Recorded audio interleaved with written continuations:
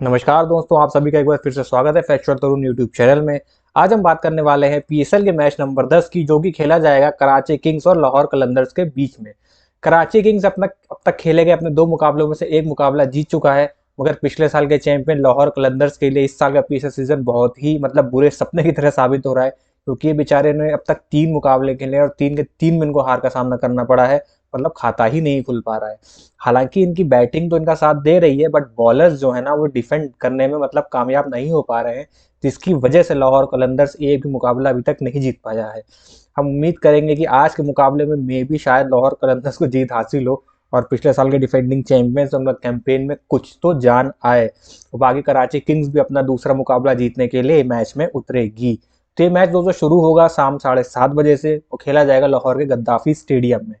आप सभी से मेरी एक रिक्वेस्ट है कि आप लोग वीडियो को देख तो रहे हैं, मगर इसको लाइक नहीं कर रहे हैं, तो वीडियो देखने से पहले सबसे पहले वीडियो को कर दीजिए लाइक और हमारे चैनल को सब्सक्राइब कर दीजिए। तो चलिए शुरू करते हैं दोस्तों अपनी एनालिसिस। सबसे पहले बात कर लेते हैं हम वेन्यू की। तो गद्दाफी स्टेडियम में कुल मिला के अब तक 45 मुकाबले खेले जा चुके हैं, जिसमें से पहले बल्लेबाजी करने वाली टीम ने 88 मुकाबलों में जीत हासिल करी है और चेस करने वाली टीम ने 17 मुकाबलों में जीत हासिल करी है। मगर दोस्तों इस साल हमें ये देखने को मिल रहा है कि चेजिंग या उल्टा रिजल्ट देखने को मिल रहा है। 4 मुकाबले इस वेन्यू को अभी तक खेले गए हैं, जिसमें से पहले बैटिंग करने वाली टीम ने मात्र एक ही मुकाबले में जीत हासिल करी है और चेस करने वाली टीम को 3 मुकाबले में जीत हासिल हुई, यानी कि ये एक बेहतरीन चेजिंग ग्राउंड बनता जा रहा है। अगर मैं एवरेज स्कोर की बात करूं तो 176 रन यहाँ पे रहता है, और जो हाईएस्ट स्कोर है दोस्तों वो है 245 रन 3 विकेटों के नुकसान पे, और जो लोएस्ट स्कोर यहाँ पे बना है वो बना है 76 रन 10 विकेटों के नुकसान पे। ये थी पूरी बात वेन्यू की। अब जरा स्कोरिंग पैटर्न पे एक नजर डाल लेते हैं।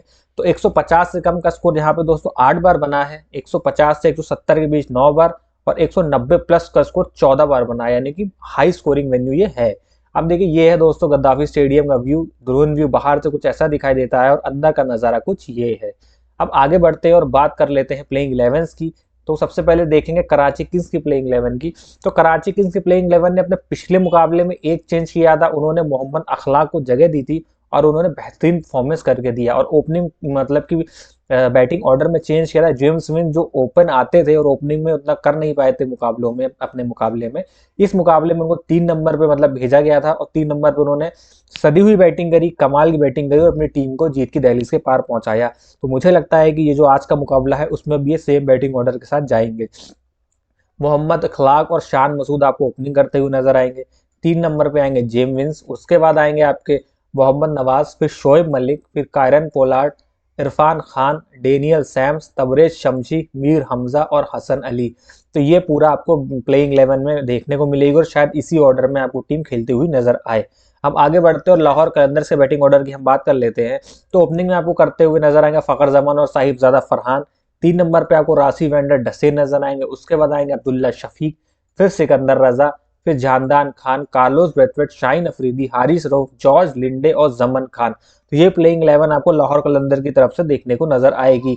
हालांकि इसमें डिपेंड करता है, अगर इनको शुरुआत अच्छी मिल जाती है तो फिर शायद अब्दुल्ला शफीक जो है इनका बैटिंग ऑर्डर काफी नीचे चला जाएगा। बट अगर शुरू के 1-2 विकेट जल्दी गिर जाते हैं तो अब्दुल्ला शफीक आपको अपने ऊपर नंबर पे खेलते हुए नजर आएंगे, क्योंकि पिछले मैच में भी यही हुआ था कि फकर जमान और राशि वेंडर डूसन ने एक अच्छी शुरुआत दे दी थी टॉप ऑर्डर ने, जिसके चलते अब्दुल्ला शफी का बैटिंग ऑर्डर नीचे हो गया था और सिकंदर रजा ऊपर आ गए थे। और दोस्तों बात करें आज के मैच के ट्रम्प प्लेयर को, तो जानदान खान आपके लिए ट्रम्प प्लेयर साबित हो सकते हैं। क्यों हो सकते हैं इसके बारे में मैं आपको आगे वीडियो में बताऊंगा। आगे बढ़ते और देख लेते हैं पिच की। गद्दाफी स्टेडियम की पिच कैसी रहने वाली है। तो ये पिच वैसे तो प्योर बैटिंग विकेट है, पटरा विकेट है, यहाँ पे लंबे लंबे सिक्स पड़ते हैं। पेसर्स को हल्की फुल्की मदद मिलती है, बट स्पिनर्स को यहाँ पे बिल्कुल भी मदद नहीं मिलती है। पर पिछले 2 मुकाबलों से ये देखा जा रहा है कि यहाँ पे ना बॉल थोड़ा सा फंस के और रुक के आ रहा है, जिसके चलते स्पिनर्स गेम में आ रहे हैं।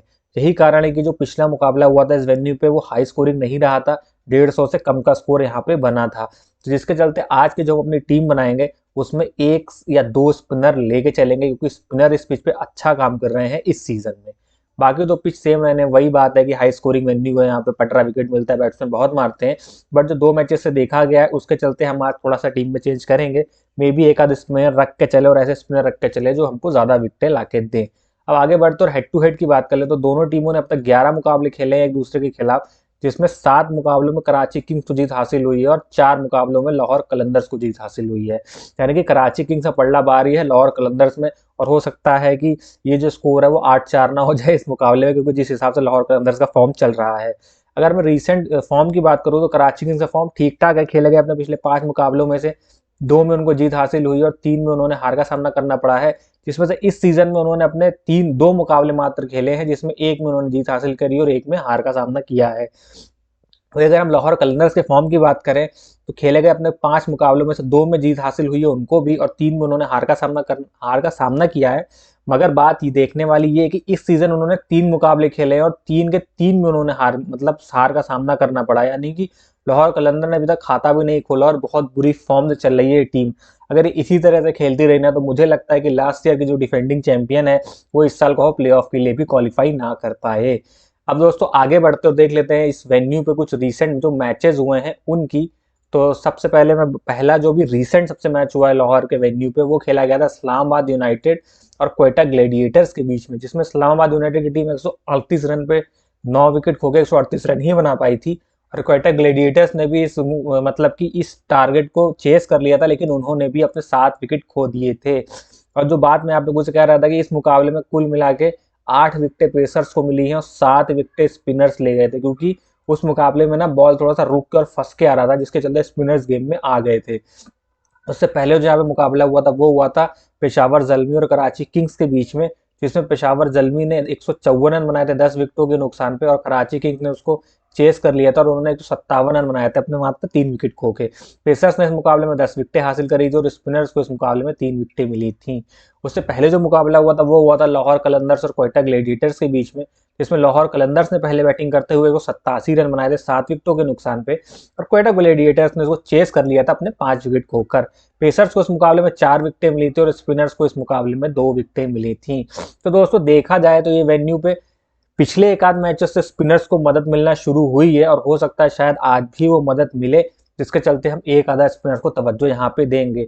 और इसका जो मतलब रिजल्ट है ना वो चेंज हो गया है। पहले बैटिंग करने वाली टीम 80% मैच जीती थी, बट इस साल ऐसा हो रहा है कि जो टीम पहले खेल रही है वो मैच हार रही है, बट जो टीम यहाँ पे पहले खेल के 200 प्लस का स्कोर टांग देगी बोर्ड पे, उस टीम की जीत निश्चित है। बट अगर आप 200 से कम पे रहते हैं तो टीमें आपको आसानी से चेस कर ले रही हैं। अब आगे बढ़ते हैं और बात करते हैं मतलब कि टीम्स के एक एक प्लेयर का एनालिसिस करते हैं और आपको बताते हैं कौन सा प्लेयर हमें आज लेना चाहिए और कौन सा नहीं लेना चाहिए, कौन सा जीएल में लेना चाहिए, कौन सा एसएल में लेना चाहिए। तो शुरुआत करते हैं और सबसे पहले हम बात करते हैं दोस्तों कराची किंग्स की। अगर कराची किंग्स की बात की जाए तो सबसे पहले देखते हैं जेम्स विंस, जो जब इस टूर्नामेंट में आए थे एक अच्छी फॉर्म लेके आए थे। मतलब टूर्नामेंट स्टार्ट होने से पहले 58 रन, 0 रन, 50-59 मतलब back to back half century थी इनकी। दूसरे टूर्नामेंट्स की फॉर्म लेके आए तो और अभी तक खेले गए 2 मुकाबले में एक में 38 रन बनाए हैं और एक में 5 रन बनाए हैं। हालांकि सिर्फ 2 मुकाबलों से हम फॉर्म जज नहीं कर सकते, बाकी जेम्स विंस अच्छे प्लेयर और अब तो इनका बैटिंग ऑर्डर 3 नंबर पे हो गया है। हालांकि अगर ये ओपनिंग करते तो और ज्यादा खतरनाक साबित होते, बट ये अब 3 नंबर पे खेल रहे हैं तो उस लिहाज से भी ये हमारे लिए मस्ट पिक बनते हैं, सेफ पिक बनते हैं। फिर चाहे आप जीएल खेल रहे हो या आप एसएल खेल रहे हो, आप इनको अपनी टीम में रख सकते हो। आगे बात करें हम शान मसूद की, तो शान मसूद का रिसेंट फॉर्म बहुत अच्छा है। 12 run, 30 run, 41 run, 99 run, 35 run, 121 run. हालांकि भी शान मसूद के बल्ले से कोई बहुत बड़ी पारी नहीं आई है, बट लगता है कहीं ना कहीं कि शान मसूद के बल्ले से भी अच्छी पारी आने की संभावना है, क्योंकि ये अच्छे फॉर्म में नजर आ रहे हैं। उसके बाद बात करें दोस्तों हम मोहम्मद अखलाक की, तो रिसेंट फॉर्म इनका अच्छा था, बट उन्होंने भी पिछला मुकाबला ही खेला था कराची किंग्स के लिए, उसमें सॉलिड नजर आए थे, अच्छे 24 रन बनाए थे। और उससे पहले 37 रन है, 5 रन है, 13 रन है। तो आप इनको मतलब टीम में ले सकते हो, ये डिपेंड करता है कि इनको ना आप सिलेक्शन परसेंटेज पे छोड़ दो। अगर इनका सिलेक्शन परसेंटेज 70 से कम है तो आप चाहो तो नॉर्मल, अगर आप सेफ जाना चाहते हो अपने स्मॉल लीग की टीम में तो आप इनको ड्रॉप करके चलिएगा। बट अगर आप थोड़ा सा रिस्क लेना चाहते हो और एक ना आप हम लोग देखते हैं कि ट्रम्प प्लेयर कौन हो सकता है, अगर तो आप 1 लाख को लेकर चल सकते हो, अदरवाइज आप इनको ड्रॉप करके चल सकते हो, क्योंकि एक ही मैच अभी इन्होंने खेला है तो उस मैच के हिसाब से हम अभी जज नहीं कर सकते और अपनी टीम को रिस्क में नहीं डाल सकते। बट अगर आप रिस्की टीम बनाना चाहते हो तो आप इनको डेफिनेटली लेके चल सकते हो। बात करें मोहम्मद नवाज की, तो भाई ये बिल्कुल ही आउट ऑफ फॉर्म में चल रहे हैं। हालांकि ओवर ये पूरे 4 डालते हैं, बट कोई भी विकेट ज्यादा विकेटें नहीं मार रहे हैं, प्लस बैट से भी इनके रन नहीं आ रहे हैं। तो मोहम्मद नवाज मेरी तरफ से तो रिस्की पिक है, मैं तो इनको ड्रॉप करके ही चलने वाला हूँ। और आप अपनी टीम में भी रिस्की पिक है, मतलब बहुत कम चांसेस है कि ये चले, क्योंकि हमें इनसे इनसे अच्छे अच्छे ऑप्शंस हैं, चाहे हम स्पिन डिपार्टमेंट की बात कर लें या बैटिंग की बात कर लें। बात करें दोस्तों शोएब मलिक की, तो ये तो फिक्स प्लेयर है, कंफर्म प्लेयर है, और कैप्टन और वाइस कैप्टन के लिए भी सेफ चॉइस है। तो आप इनको कैप्टन या वाइस कैप्टन बना के चल सकते हो, क्योंकि बॉलिंग भी करा रहे हैं, बैटिंग भी कर रहे हैं। पिछले मुकाबले में 29 रन बनाए थे, 1 विकेट लिया था। उससे पहले वाले मुकाबले में 53 रन बनाए थे, मगर विकेटें नहीं ली थी। बस एक दिक्कत की बात यह है कि जो पहला मुकाबला कराची किंग्स से खेला था उसमें शोएब मलिक ने अच्छी बॉलिंग कराई थी, बट फिर भी उनको 2 ही ओवर डलवाए गए थे। और पिछले मुकाबले में भी सिर्फ 1 विकेट इन्होंने लिया था, और सिर्फ 1 ओवर ही उन्होंने डाला था जो शुरुआत करी थी पारी की, क्योंकि कराची किंग्स की तरफ से यही शुरुआत कर रहे हैं बॉलिंग की, क्योंकि सामने वाली टीम में लेफ्ट हैंडर होता है, तो शोएब मलिक से ओपन करवा देते हैं। और इस मुकाबले में भी सामने लेफ्ट हैंडर हैं जो कि है फखर जमान, तो मुझे लगता है कि शोएब मलिक पारी की शुरुआत करेंगे। हालांकि अगर शोएब मलिक से कप्तान 1-2 ओवर और एक्स्ट्रा डलवा देना, ये तो बेहतरीन पिक हो जाएंगे कैप्टेंसी की। है अब भी आप चाहो ट्राई कर सकते हो। बाकी बात करूँ कायरन पोलार्ड की, तो जबरदस्त फॉर्म में है। पिछले मुकाबले में 49 रन बनाए थे, नॉट आउट गए थे। 28 run, 27 run, 8 run, 40 run. SLT20 में अच्छा परफॉर्म करके आ रहे हैं, ILT20 में अच्छा परफॉर्म किया है इन्होंने, तो आप इनको अपनी टीम में बिल्कुल रखिएगा। ड्रॉप इनको उसी कंडीशन में करिएगा जब आप को इनसे बेहतर चॉइस नजर है, बट मुझे नहीं लगता इसमें कायरन पोलार्ड से बेहतर चॉइस कोई है एज अ फिनिशर। हालांकि ये बॉलिंग नहीं करा रहे हैं इस टूर्नामेंट में, पर बैटिंग से अच्छे टच में है। और अच्छी बात यह है कि इनकी बैटिंग आनी ही आनी है। अगर टॉप ऑर्डर अच्छा परफॉर्म कर देगा तो इनका बैटिंग ऑर्डर शिफ्ट कर दिया जाएगा और उनको प्रमोट करके ऊपर भेजा जाएगा। और टॉप ऑर्डर फंसता है तो उस कंडीशन में भी कायरन पोलार्ड खेलते हुए आपको नजर आएंगे। बात करें दोस्तों डेनियल सैम्स की, तो बॉलिंग के लिए अच्छा ऑप्शन है, सेफ ऑलराउंडर है, CVC के लिए भी सेफ चॉइस है। रिसेंट फॉर्म इनका कमाल का है, पिछले मुकाबले में 2 विकेट ली थी, फिर 1 विकेट, फिर 0 विकेट, फिर 1 विकेट और 1 विकेट। अच्छी बात यह है कि ये पावर प्ले में भी एक आधा ओवर डाल देते हैं, प्लस डेथ में भी बॉलिंग कराते हैं, तो इनके विकेट लेने के चांसेस बहुत ज्यादा हैं। बात करें दोस्तों हसन अली की, तो रिसेंट फॉर्म अच्छा नहीं था, बट पिछले मुकाबले में 3 विकेट लिए हैं, फिर विकेट लेस गए थे, फिर 1 विकेट, 1 विकेट, 1 विकेट, फिर 0 विकेट। तो लास्ट मुकाबले में शानदार परफॉर्मेंस दी है, तो आप इनको भी अपनी टीम में ले सकते हो। आगे बढ़ते हैं दोस्तों तबरेज शमशी की, तो शमशी का तो मतलब इस PSL में तो बिल्कुल ही रिकॉर्ड खराब गया है। 2 मुकाबले खेले और दोनों में विकेटलेस गए हैं, और फिर बाकी के 3 मुकाबलों में 1-1 और 2 विकेटें इनके नाम पे हैं। हालांकि तबरेज शमशी ऐसे बॉलर है कि ज्यादा मैचेस तक विकेटलेस नहीं जाते हैं, तो 2 मैचेस में तो विकेटलेस चले गए, और ये फिर विकेट जब लेते हैं ना तो 2 से 3 विकेट चटका देते हैं। और इस वेन्यू पे स्पिनर्स चल भी रहे हैं, मतलब उनको मदद मिलना शुरू हुई है। तो अगर थोड़ी सी मदद तबरेज शमशी को मिल गई तो ये सामने वाली टीम को खा जाएंगे। तो आज के लिए डिफरेंशियल पिक हो सकते हैं। हालांकि मैं ये नहीं बोलूंगा कि आप किसी मेन प्लेयर को ड्रॉप करके तबरेज शमशी को जगह दो, बट अगर आपकी टीम में जगह बन रही है और तबरेज शमशी फिट हो रहे हैं तो आप इनको लेके डेफिनेटली जाइएगा। बात करूं मीर रमजा की, तो इस टीम के लिए एस बॉलर साबित हुए हैं, शानदार बॉलर है, रिसेंट में कमाल का है। पिछले मुकाबले में 3 विकेट निकाले थे, फिर 1 विकेट, 1 विकेट, फिर 0 विकेट, फिर 2 विकेट, फिर 0 विकेट। तो आप इनको डेफिनेटली अपनी टीम में लेके चल सकते हो। बात करूं इरफान खान की, तो ऑलराउंडर है, बैटिंग ऑलराउंडर है। रिसेंट फॉर्म देखिए 33 रन, 32 रन है, और अच्छे फॉर्म में भी हैं। और अगर बस इनके साथ दिक्कत ये है ना कि मतलब कमाल का फॉर्म बहुत अच्छा, डोमेस्टिक में बहुत अच्छा करके भी आए हैं ये, बट इनके साथ दिक्कत ये है कि इस टीम में इनका बैटिंग ऑर्डर बहुत नीचे है। तो बैटिंग ऑर्डर नीचे होने की वजह से अपने फुल कैलिबर में नहीं खेल पाएंगे और शायद परफॉर्मेंस भी ना दे पाए। तो आप इनको ट्राई मत करिए, खासकर स्मॉल लीग में। और GL में भी आप इनको तभी ट्राई करिएगा जब आप ये मान के चल रहे हैं कि कराची किंग्स का टॉप ऑर्डर फेल होने वाला है। उस कंडीशन में भले इरफान खान चले, अदरवाइज इनका बैटिंग ऑर्डर यार बहुत नीचे है। प्रैक्टिकली आप देखोगे ना तो अपना नुकसान ही करोगे अगर किसी मेन प्लेयर को ड्रॉप करके आप इनको लेने का रिस्क लेते हो। आगे चलते और बात कर लेते हैं दोस्तों कराची किंग्स की बॉलिंग परफॉर्मेंस की। तो कराची किंग्स में शोएब मलिक जो है वो बॉल, अगर सामने वाली टीम में लेफ्ट हैंडर होता है तो शोएब मलिक इनके बॉलिंग अटैक की स्टार्ट करते हैं। पिछले मुकाबले में 1 ही ओवर डाला था, वो भी पहला ओवर था मैच का, जिसमें मात्र 3 रन दिए थे और 1 विकेट हासिल करी थी। कप्तानी मतलब उस हिसाब की नहीं है, क्योंकि अगर शोएब मलिक इस हिसाब के लिहाज की बॉलिंग कर रहे हैं तो उन्हें कम से कम इन्हें 2 से 3 ओवर तो इनके बनते हुए नजर आ रहे हैं। बात करें मीर हमजा की, तो उन्होंने 4 ओवर डाले थे, 28 रन दिए थे और पूरे 3 विकेट हासिल किए थे, तो शानदार बॉलिंग करी थी। मोहम्मद नवाज ने 3 ओवर डाले थे, 29 रन दिए थे और 1 विकेट हासिल करे थे। हालांकि महंगे साबित हुए थे, पर इनको भी 1 विकेट मिल गया था, पर जो वो 1 विकेट था ना वो इस हिसाब का था कि बेहतरीन का सब हाथ धो रहे हैं, सामने वाली टीम उतना अच्छा बैटिंग कर नहीं रही थी, जिसके चलते 1 विकेट ये पा गए थे। बात करो डेनियल सैम्स की, तो डेथ में बॉलिंग कराते हैं और अच्छी बॉलिंग कराते हैं। 4 ओवर में मात्र 28 रन दिए थे और 2 विकेट इन्होंने भी झटके थे। हसन अली भी गेम में आए थे और उन्होंने भी अच्छी बॉलिंग कराई थी, डेथ में ओवर्स डाले थे और विकेटें 3 वो भी चटका गए थे 10 के इकोनॉमी से लगभग। शमशी ने पूरे 4 ओवर दोस्तों करे थे, 36 रन दिए थे और ये विकेटलेस गए थे। तो ये मुझे आज कहीं ना कहीं नजर आ रहा है कि ये 2 से 3 विकेट आपको लेके देंगे, क्योंकि शमशी ऐसे बॉलर हैं जो ज्यादा देर विकेटलेस नहीं रहते हैं और ये खेलते हैं आज के मुकाबले में, तो ये वापसी करने के इनके चांसेस ना बहुत ज्यादा बनते हैं। तो इस टीम में आपको मीर हमजा, डेनियल सैम्स और तबरेज शमशी, ये 3 बॉलर ऐसे जो पूरे 4-4 ओवर डालते हुए दिखाई देंगे, और हसन अली तो 4 ओवर मिलकर 16 ओवर डालेंगे। उसके बाद मोहम्मद नवाज और शोएब मलिक जो है ये मिलकर कुल अगले 4 ओवर डालेंगे। तो आप उस हिसाब से अपने बॉलर्स चुन लीजिएगा। अब दोस्तों ये था पूरा कराची किंग्स का एनालिसिस। अब जरा आप लोगों के लिए एक इन्फॉर्मेशन है। इन्फॉर्मेशन ये है कि हमारा जो दोस्तों टेलीग्राम चैनल है वो लाइव हो चुका है। लिंक आपको डिस्क्रिप्शन में मिल जाएगा, पिन कमेंट में मिल जाएगा। तो जल्दी से जल्दी जाइए हमारे चैनल को ज्वाइन करिए। इसको ज्वाइन करने का आपको बेनिफिट ये होगा कि इस मैच से रिलेटेड जितनी भी लास्ट मिनट इन्फॉर्मेशन है वो हम आपको इसी चैनल पे प्रोवाइड कराते हैं। साथ ही साथ अपनी फाइनल प्लेइंग 11 कंफर्म जो प्लेइंग 11 टीम्स की होती है, पिच रिपोर्ट जो होती है, हर एक चीज हम आपको यहाँ पे प्रोवाइड कराते हैं, वो भी मैच से 20 मिनट पहले। तो अगर अभी तक आपने हमारा चैनल ज्वाइन नहीं किया तो जल्दी से जाइए और हमारे चैनल को ज्वाइन कर लीजिए। अब दोस्तों चलते हैं और वापस आते हैं अपने एनालिसिस की तरफ, और अब बात करते हैं लाहौर कलंदर्स की। तो दोस्तों लाहौर कलंदर्स की शुरुआत करते हैं फ़खर जमान और साहिबजादा फरहान।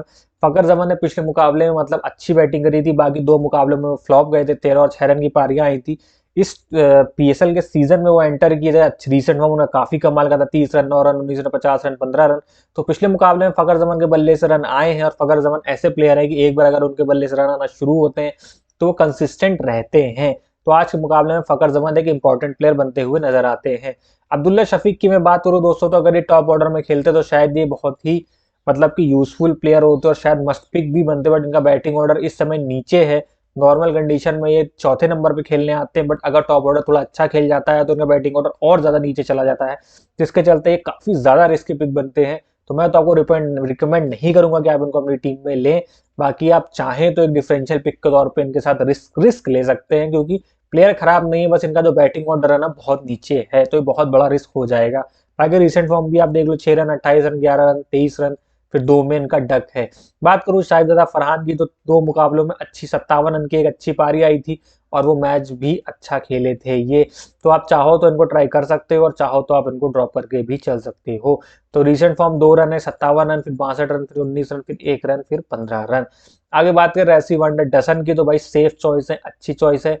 रिसेंट फॉर्म इनका बेहतरीन है, 54 रन, 71 रन, 15 रन आए थे, उल्टा हो गया ये, 54 रन, 15 रन, 71 रन। तो ये मैं कट कर देता हूँ यहाँ से, 54 आए थे, फिर 15, फिर 71, फिर 60, फिर 21। तो रिसेंट फॉर्म कमाल का है, सीवीसी के अच्छे ऑप्शन है, तो आप इनको अपनी टीम में जरूर रखिएगा। बात करूँ सिकंदर रजा की, अगर सीवीसी की सेफ चॉइस कोई है इन दोनों टीम्स में, तो एक है शोएब मलिक और दूसरे हैं दोस्तों सिकंदर रजा। बट सिकंदर रजा इतना अच्छा परफॉर्म पीएसएल में नहीं कर पा रहे हैं जितना बाकी लीग्स में करते हुए आ रहे हैं, या अपनी टीम से मुंबई के लिए करते हुए आ रहे हैं, बट फिर भी ये सेफ पिक बनते हैं कैप्टन वाइस कैप्टन की। रिसेंट फॉर्म देख ले तो बैटिंग से 23 रन है, कोई विकेट नहीं, और 18 रन, 1 विकेट इनके नाम है। यहाँ पे स्पिनर्स को थोड़ी सी हेल्प मिलती है, तो सिकंदर रजा भी काफी हड्डी साबित हो सकते हैं। बात करूँ दोस्तों आगे मैं जहानदाद खान की, तो भाई साहब ताबड़तोड़ मतलब की बैटिंग ऑलराउंडर है। रिसेंट फॉर्म इनका देखिए 16 रन कोई विकेट नहीं, 45 रन कोई विकेट नहीं, और कोई भी विकेट नहीं 3 मुकाबलों में। हालांकि विकेट तो ये नहीं मार रहे हैं, तो फिर ओवर भी इनको ज्यादा नहीं मिलते, 1 से 2 ओवर के बीच में ही इनको टीम देती है। बाकी बैटिंग से अटैकिंग बैट्समैन है, अच्छे हिट क्लीन हिटिंग मारते हैं। जो 45 रन इन्होंने बनाए थे ना, तो शानदार हिटिंग करी थी, जिसके चलते टीम को इनके ऊपर काफी ज्यादा कॉन्फिडेंस आया, और हो सकता है अगर टॉप ऑर्डर चल जाता है तो जहानदाद खान का बैटिंग ऑर्डर सिकंदर रजा और अब्दुल्ला शफीक से भी ऊपर आ जाए। तो एक डिफरेंशियल पिक के तौर पर अगर आप चाहो तो आप इनको ले सकते हो। बात करूं कार्लोस ब्रैथवेट की, तो उतना अच्छा परफॉर्मेंस भी नहीं आया, और बैटिंग ऑर्डर भी बहुत नीचे है, और ये पूरे 4 ओवर भी नहीं कर रहे हैं, जिसके चलते ये तो बहुत बड़े रिस्क हो जाएंगे। स्मॉल लीग में आप इनको मत ट्राई करिएगा, जीएल में चाहो तो आप एक आधा टीम में ट्राई करके चल सकते हो। रिसेंट फॉर्म की मैं बात करूं तो 17 रन विकेटलेस गए, 6 रन, और कोई भी विकेट नहीं है। शाहीन शाह अफरीदी की बात करते हैं, तो कप्तान साहब का फॉर्म वापस लगा हुआ है, विकेटें ये चटका रहे हैं, तो ये मस्ट पिक बॉलर हैं, आप इनको ड्रॉप मत करिएगा अगर आप लाहौर कलंदर्स के बॉलर्स ट्राई कर रहे हो तो। खासकर स्मॉल लीग में तो इनको ड्रॉप करना ना बहुत बड़ा रिस्क हो जाएगा। रिसेंट फॉर्म की मैं बात करूँ तो 2 विकेट है, फिर 12 रन, 1 विकेट है, फिर विकेट लेस गए, फिर 2 विकेट है, फिर विकेट लेस गए हैं। तो शाहीन शाह अफरीदी एक अच्छी चॉइस है बॉलिंग सेक्शन में आपके लिए। आगे बात करें दोस्तों हारिस राउफ की, तो इस वेन्यू पे स्कोर तो इनको मतलब कि इनके आंकड़े काफी अच्छे हैं, पर इस पीएसएल में बिल्कुल भी फॉर्म में नजर नहीं आए हैं। पिटाई भी इनको खूब लग रही है, विकेट भी ये नहीं ले पा रहे हैं। पिछले 3 मुकाबलों की अगर मैं बात करूं पीएसएल की इस सीजन की, तो मात्र 1 विकेट हासिल किया, और ये पूरे पूरे ओवर डालते हैं। उससे पहले भी कोई खास फॉर्म इनके साथ थी नहीं, 0 विकेट, 2 विकेट, 3 विकेट, 2 विकेट। बिल्कुल लय में नजर नहीं आ रहे हैं, बहुत मार खा रहे हैं, तो शायद आप इनको ड्रॉप करके चल सकते हो। ये देखो डिपेंड करता है आपकी टीम कैसी बन रही है, आपकी टीम में जगह बन रही है हारिस राव की तो लीजिएगा, अदरवाइज आप इनको ड्रॉप कर दीजिएगा। बात करें जॉर्ज लिंडे की, लास्ट मुकाबला खेला था, ओवर कराए थे पूरे और 1 विकेट हासिल किया था। उससे पहले रिसेंट फॉर्म इतना खास नहीं है, ये 2 विकेट है, 0-0-0 विकेट ले गए हैं। तो आपके ऊपर है, अगर आपको लगता है डिफरेंशियल पिक के तौर पे लेना चाहिए तो ले लीजिए। बाकी मैं ये नहीं बोलूंगा कि किसी मेन प्लेयर को ड्रॉप करके आप जॉर्ज लिंडे को अपनी टीम में जगह दे फिलहाल के लिए। बात करूं जमान खान की, तो डेथ में बॉलिंग कराते हैं, मिडिल ओवर से बॉलिंग कराते हैं, अच्छे फॉर्म में चल रहे हैं। लास्ट मुकाबले में अच्छे 2 विकेट लिए थे, फिर 1 विकेट, फिर 1 विकेट, फिर 1 विकेट, एक मुकाबले में विकेट ले गए। अदरवाइज हर मुकाबले में एक नई विकेट चटकाते हैं। तो वही बात आ जाती है जमान खान या हारिस राव। तो ये आप सिलेक्शन परसेंटेज देखिएगा, अपनी टीम का कॉम्बिनेशन देखिएगा, अपनी टीम का सिनेरियो देखिएगा, उसके हिसाब से आप इनको अपनी टीम में जगह दीजिएगा। क्योंकि मैं श्योरिटी के साथ नहीं कह सकता ना, क्योंकि हारिस राव वैसे बॉलर है कि जिस दिन चल गए उस दिन 3-4 विकेट झटक लेंगे। तो ये आप अपने अकॉर्डिंग सेलेक्ट करिएगा कि आप हारिस राव को लेना है कि नहीं लेना है, या जमान खान को लेना है कि हारिस राव को लेना है। आगे शाहीन शाह अफरीदी कंफर्म भी के बिल्कुल ड्रॉप मत करिएगा। तो जिन पे मैं कॉन्फिडेंस हूँ उनको ही मैं आपको बताऊंगा कि आप कंफर्म लीजिए। बाकी कुछ प्लेयर्स के साथ आप अपने हिसाब से और अपनी टीम कॉम्बिनेशन और अपोनेंट के हिसाब से चलिएगा। तो दोस्तों ये था पूरा एनालिसिस दोनों टीम्स का, दोनों टीम से प्लेयर्स का।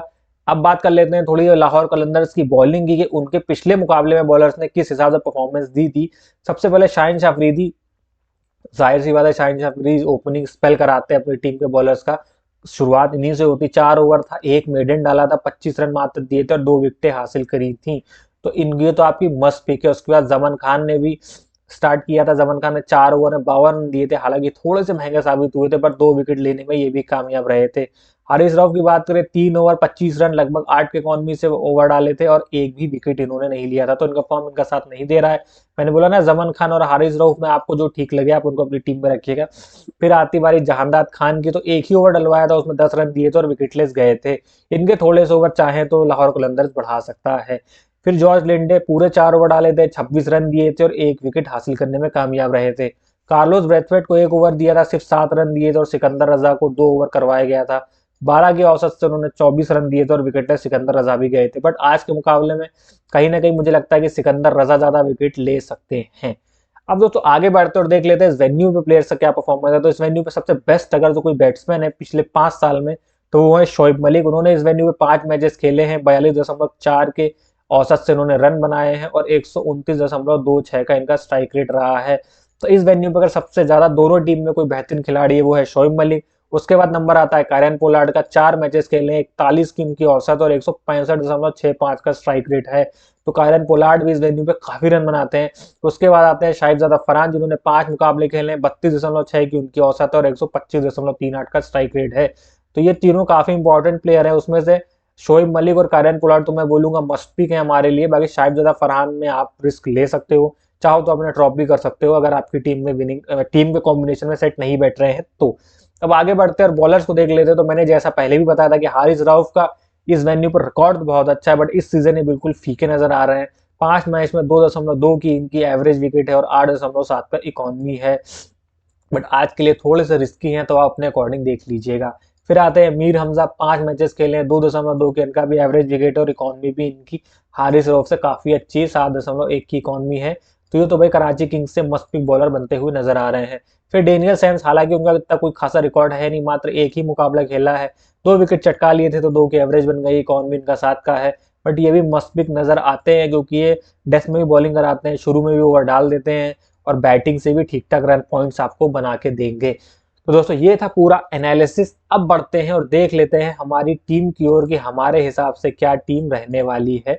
हालांकि मैं पहले बता दूं कि आप हमारी फाइनल टीम नहीं है, फाइनल टीम आपको हमारे टेलीग्राम चैनल पे मिल जाएगी, लिंक डिस्क्रिप्शन में है, पिन कमेंट्स में है, जल्दी जाइए और हमारे चैनल को ज्वाइन करिए। तो दोस्तों टीम की मैं बात करूं तो मैंने 2 विकेट कीपर फिलहाल के लिए रखे हैं, एक रखा है साहिबजादा फरहान और मोहम्मद अखलाक।